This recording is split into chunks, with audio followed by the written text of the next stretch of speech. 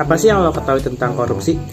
Yang gue tahu tentang korupsi itu adalah kotor, kayak itu adalah sebuah tindakan kriminal yang cukup dibilang mayoritas dilakukan oleh para kapitalis, para pejabat-pejabat gitu deh, yang sangat merugikan bangsa dan orang-orang sekitar. Kegiatan yang menyalahgunakan kekuasaan lah, memperkaya diri mereka sendiri dengan cara yang haram, mengakibatkan kemajuan bangsa dan negara terganggu. Menurut lo ini apa sih hukuman yang paling tepat tuh buat para koruptor? Nggak ada. pastinya di penjara seumur hidup dan hartanya itu disita seumur hidup. ganti rugi sama penjara ya. Kenapa gue bisa bilang nggak ada tuh, dia tuh terlalu banyak merugikan rakyat yang seharusnya bisa dapet jaminan atau kehidupan yang lebih baik gitu loh. Yang harusnya menurut gue ya hukumannya adalah ya inilah, at least banget tuh, kayak dia ngebiayain orang-orang ngasih sumbangan atau ngasih apalah secara material untuk orang-orang yang dirugikan gitu sih.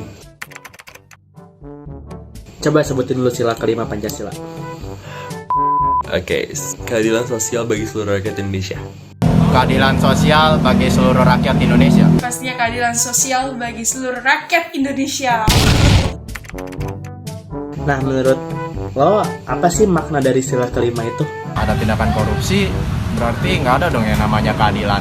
Adil itu artinya kita harus berbuat ya istilahnya yang baik terhadap orang lain sesuai porsinya, harga menghargai, hormat menghormati. Orang tuh berhak untuk mendapatkan hak yang sama sih menurut gue. Cukup harus adil untuk mendapatkan sebuah sistem dan juga keadilan ya, keadilan tentang apapun.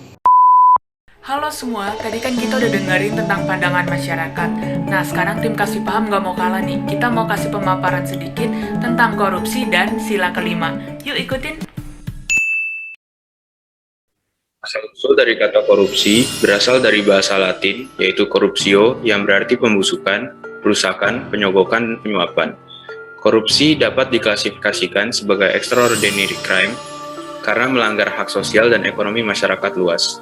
Makna dari korupsi menurut Undang-Undang Nomor 31 Tahun 1999, yaitu tindakan setiap orang yang memperkaya diri sendiri atau suatu korporasi dengan menyalahgunakan kewenangan, kesempatan, atau sarana yang ada padanya karena jabatan atau kedudukannya. Hukuman bagi para penjahat berkerah putih ini masih sering menjadi perdebatan. Selama masa kurungan hingga denda yang diberikan seakan-akan menjadi sebuah tanda tanya besar yang masih belum bisa terjawab. Namun sebenarnya hukuman bagi para koruptor ini sudah diatur dalam sebuah undang-undang, khususnya dalam Undang-Undang Tipikor pasal kedua.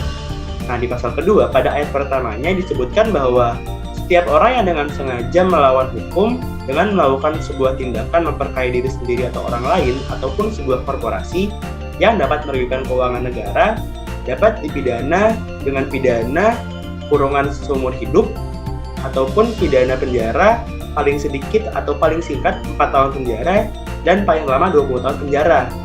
Dan juga dapat dikenakan sanksi berupa denda paling sedikit 200 juta rupiah dan paling banyak 1 miliar rupiah.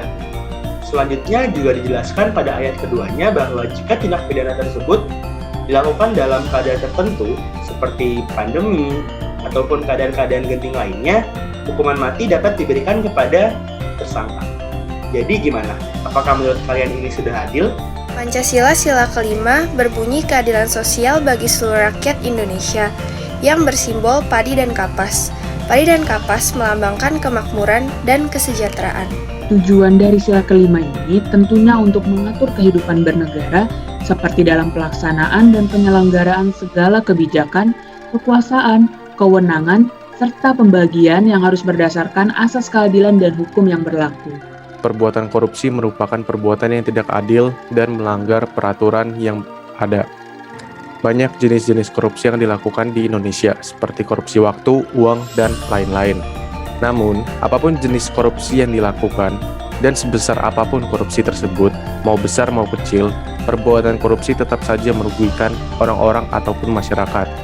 Sehingga perbuatan ini membentuk ketidakadilan di dalam masyarakat, yang berarti bertolak belakang dengan Pancasila sila kelima itu sendiri. Halo semuanya, gimana? Videonya mengedukasi banget kan tentunya?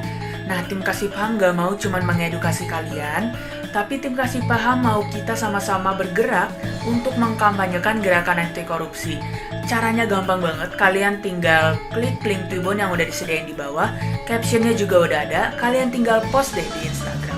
Jangan lupa pakai foto terbaik kalian ya. Yuk sama-sama bergerak untuk menyerukan gerakan anti korupsi. Karena kalau bukan mulai dari kita, siapa lagi?